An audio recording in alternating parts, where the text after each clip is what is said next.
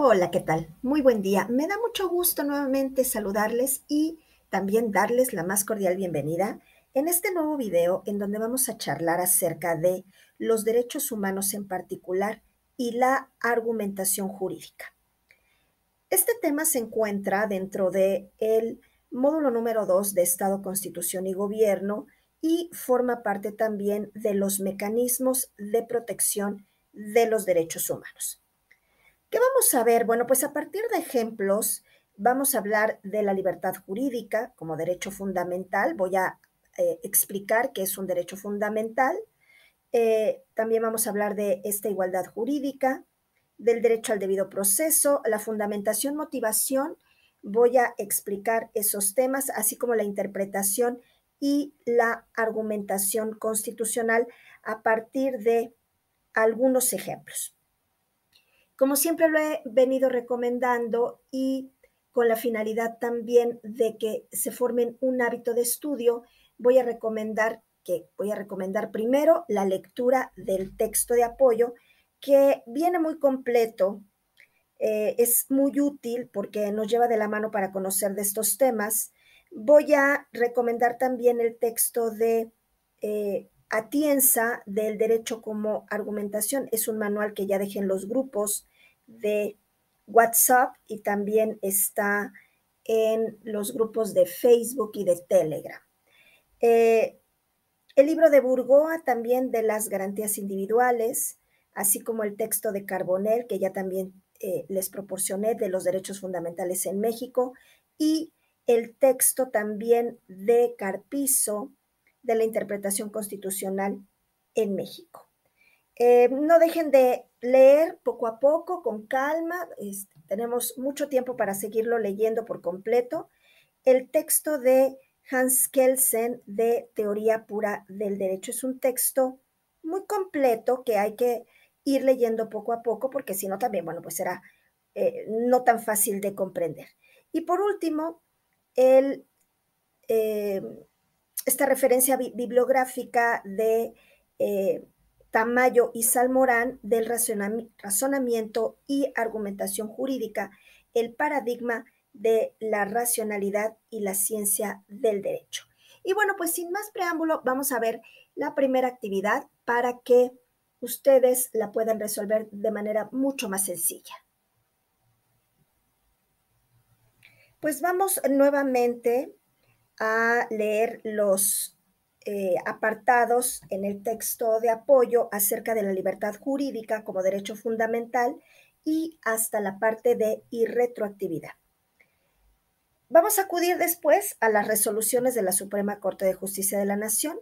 Vamos a tomar ejemplos que den cuenta de la aplicación de los derechos humanos que se han expuesto en el texto de apoyo que ya hemos leído.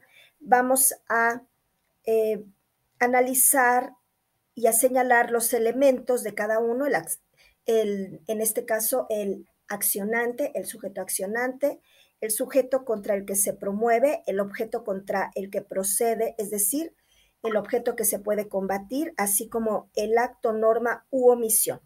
Y por último, el fundamento constitucional. Este es un ejercicio exactamente igual al que ya hicimos en el pasado. Bueno, pues en la mayoría de los casos siempre se solicita que se elija un instrumento jurisdiccional, que puede ser un amparo directo, un amparo indirecto, regularmente son amparos directos o indirectos en revisión.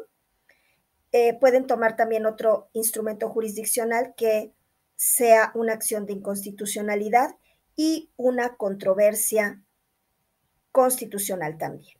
Entonces, bueno, pues si hablamos de un amparo directo, el sujeto accionante, ¿quién va a ser? Bueno, la parte quejosa y el recurrente, el sujeto contra el que se promueve, pues sería el tribunal, puede ser, no sé, el segundo tribunal colegiado en materia administrativa del primer circuito, y el objeto contra el que se procede, bueno, se considerarán en este punto los derechos violentados, los derechos fundamentales que se prevén en los artículos 1, 14, 16, 17, 20. Podríamos decir el 20, sabiendo de qué se trata el asunto, y si es un tema laboral, bueno, pues el 123 constitucional, esto a manera de ejemplo. ¿Cuál es el fundamento constitucional de qué? Del amparo directo, del instrumento jurisdiccional que estoy analizando. Bueno, pues serían en este caso el artículo 103 y 107 constitucionales. Si elijo una acción de inconstitucionalidad, bueno, pues esta que yo, por ejemplo, elegí, pues está promovida por la Comisión Nacional de los Derechos Humanos y se está teniendo como sujeto contra el que se promueve, en este caso es el Código Penal para el Estado de Aguascalientes, el objeto contra el que procede norma, acto u omisión, serían los artículos 75A, fracciones 5, 12, 13, 14, 15 y 16, y porciones normativas del artículo 107 que hablan de un tema alrededor de si se encuentran privándose además al responsable de los derechos familiares que le correspondan, incluidos los de derecho sucesorio, todos del Código Penal para el Estado de Aguascalientes, es todo el objeto contra el cual se promueve. Y podríamos complementar también en la columna o en la parte anterior, si es que hicimos una tabla, sujeto contra el que se promueve, pues también podría ser el aparato legislativo que ha emitido estas disposiciones. El fundamento constitucional, bueno, pues la Constitución en su artículo 105, en el punto 2 o fracción 2, que al igual se pormenorice la regla reglamentaria de las fracciones 1 y 2 del artículo 105 de la Constitución de la Carta Magna.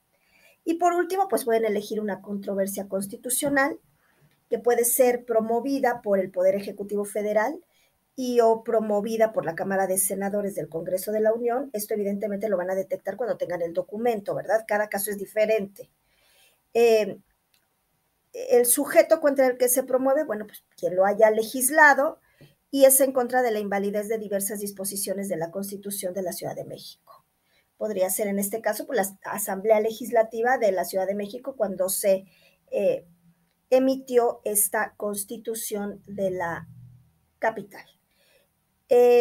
Objeto contra el que se promueve, bueno, pues tenemos que saber que es facultad exclusiva del Congreso de la Unión establecer qué órganos pueden realizar control de constitucionalidad y de convencionalidad.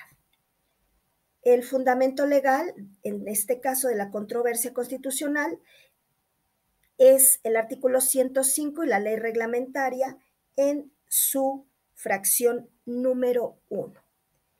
Y bueno, pues ahora vamos a ver todo el tema que gira alrededor de la actividad número 2. ¿De qué trata esta actividad?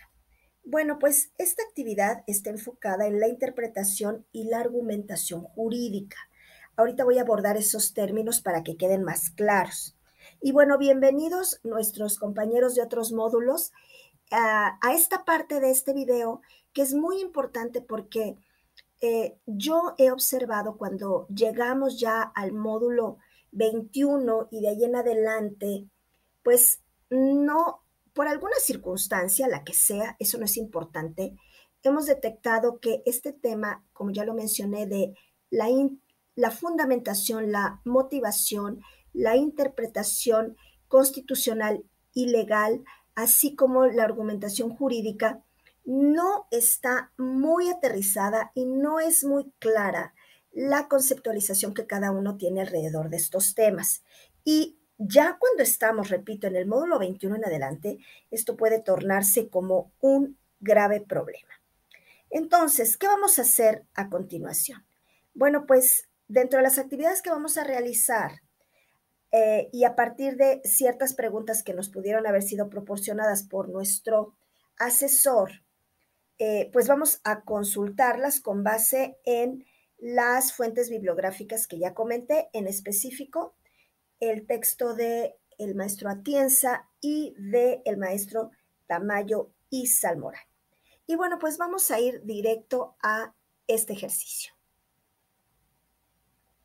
Comenzaremos mencionando que la fundamentación y la motivación de los actos de autoridad pues son derechos contenidos en el artículo 16 constitucional Este derecho rige a todos los actos de la autoridad.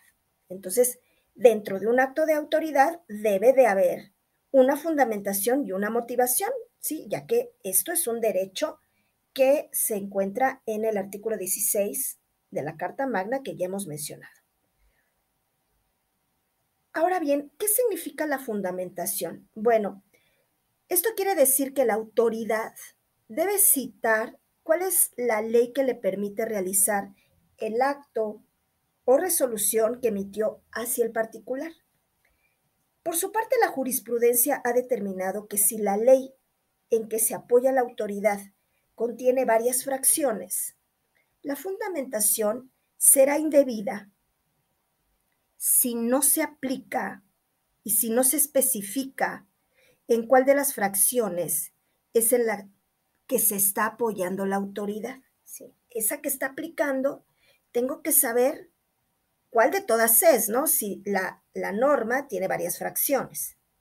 Se deben respetar también las normas de existencia, competencia material, competencia territorial, competencia temporal, por turno y por grado.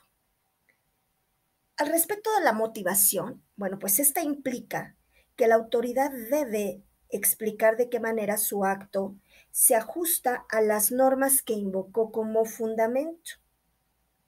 Las razones, los motivos o las circunstancias especiales que llevaron a la autoridad a concluir que el caso particular encuadra en el supuesto previsto por la ley, por la norma legal que ha sido invocada como fundamento.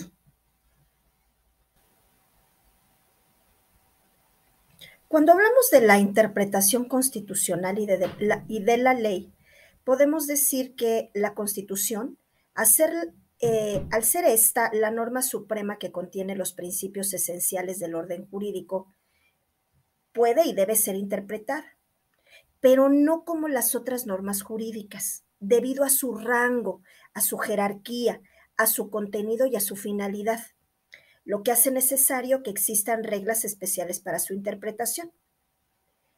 El maestro Carpizo señala que para la interpretación de la Constitución no solo se toman en cuenta los órdenes jurídicos, sino también factores políticos, históricos, sociales y económicos. Por ser parte de la vida constitucional y la persona que la llegue a interpretar, deberá tener una sensibilidad especial para advertir la norma constitucional correspondiente. Sabemos que existen algunas diferencias entre la interpretación jurídica y la interpretación constitucional. Cuando hablamos de la interpretación jurídica, pues bueno, esta reconoce y garantiza derechos y libertades para los ciudadanos. También hay intérpretes especializados que están en la Suprema Corte de Justicia, como los ministros.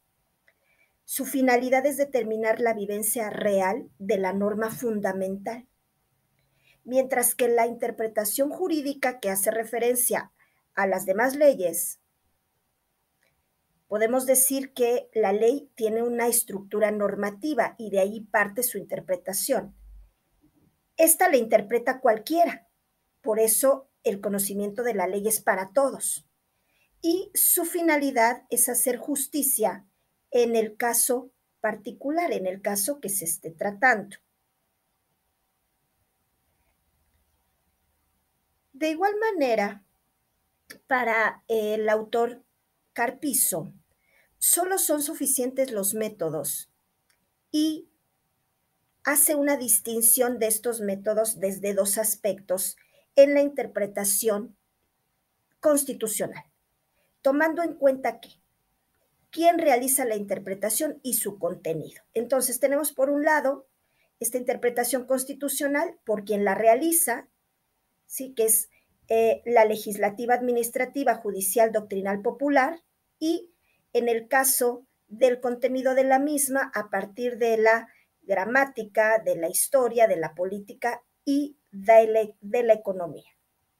Ahora, independientemente de este par de métodos, Carpizo también manifiesta que el intérprete puede auxiliarse también de otros elementos que le ayuden a la interpretación, principalmente, podemos poner de ejemplo, el diario de los debates del constituyente, ya que al examinar lo que dio origen puede surgir el sentido de la norma a interpretar y el derecho comparado por consecuencia.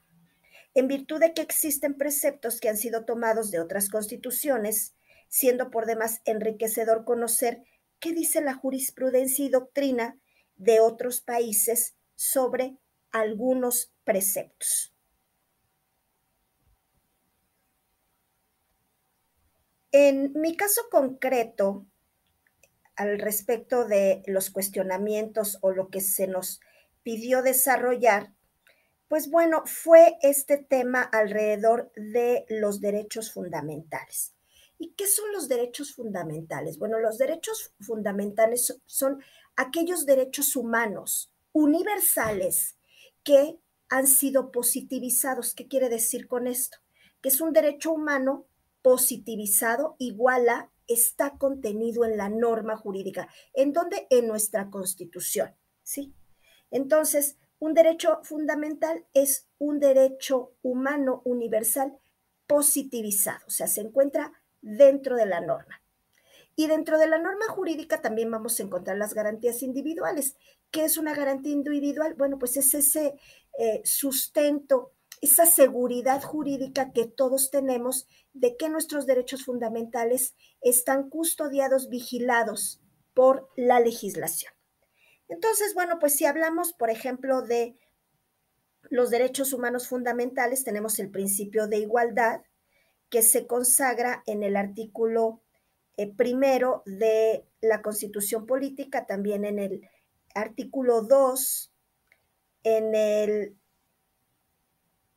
artículo 21 de la Declaración Universal de los Derechos Humanos, también tenemos este principio de igualdad en donde esta Declaración Universal de los Derechos Humanos dice que toda persona tiene derecho a participar en el gobierno de su país directamente o por medio de representantes libremente escogidos. Toda persona tiene el derecho de acceso en condiciones de igualdad a las funciones públicas de su país y la voluntad del pueblo es la base de la autoridad del poder público y esta voluntad se expresa mediante elecciones auténticas que habrán de celebrarse periódicamente por sufragio universal e igual y por voto secreto u otro procedimiento equivalente que garantice la libertad del voto. La Constitución lo que tutela, bueno, pues es el alcance de las garantías, los derechos indígenas, la igualdad de género, la libertad de ejercicio, el comercio, siempre que todo esto no sea contrario a lo eh, legal, a lo lícito que contiene la norma jurídica. El derecho a la salud, la Constitución mexicana lo estipula, lo detalla, lo protege a partir del artículo número 4 constitucional que toda persona tiene derecho a la protección de la salud. En la Declaración Universal de los Derechos Humanos está en el artículo número 25. El derecho a la educación, artículo 3 de nuestra Constitución, de la Declaración Universal en el artículo 26. El derecho a una vivienda también en el artículo 4 de la Declaración Universal en el 25. El derecho a la integridad personal, esto está en el artículo número 21 de la Constitución y de la Declaración Universal de los Derechos Humanos en el artículo 1, 2 y 3. El derecho a la vida, importantísimo, el número 1, el primero, también consagrado en el artículo primero de la Carta Magna y en el artículo 3 de la Declaración Universal de los Derechos Humanos. Tenemos también el derecho a la libertad, consagrado en el artículo primero también de nuestra Carta Magna y en la Declaración Universal de los Derechos Humanos en el artículo 2 y 3. Derecho a la libertad de expresión, nuestra Constitución lo protege en el artículo 6 de esta misma Constitución. Y en el artículo 19 de la Declaración Universal de los Derechos Humanos. El derecho a la libertad de conciencia, religión y culto, esto está normado en el artículo número 24 de la Carta Magna y en el 18 de la Declaración Universal de los Derechos Humanos. Derecho a la libertad de reunión y manifestación en el artículo 6 de la Carta Magna y en el artículo 20 de la Declaración Universal de los Derechos Humanos. Y bueno, pues con esto ya finalizamos nuestro segundo ejercicio y ahora vamos directo a ver qué es lo que tenemos que hacer en la actividad integradora. Bueno, pues hay exigencia de derechos ante la autoridad, así es el título, este es el enfoque. Entonces, vamos a esperar un caso que nos van a pasar nuestros profesores y vamos a resolver todas las preguntas que con el caso se planteen, justificando las argumentaciones vertidas con base en la doctrina. O sea, ¿con qué vamos a argumentar? Si dice que es con la doctrina, voy a tomar libros de pensadores, de juristas, de filósofos, de abogados, de doctrinarios, son quienes han escrito, son los pensadores alrededor de el derecho, ¿sí? De las normas. Entonces voy a tomar argumentaciones con base en la doctrina. Bueno, pues entonces vamos a ver qué nos solicitaron para poderlo resolver. Bueno, en el caso que yo tengo, a mí me compartieron una acción de inconstitucionalidad y habría que analizarla con base en las preguntas. Y la primera es qué artículos de la Constitución de esta acción de inconstitucionalidad estamos detectando que fueron violados, o sea, fueron violentados.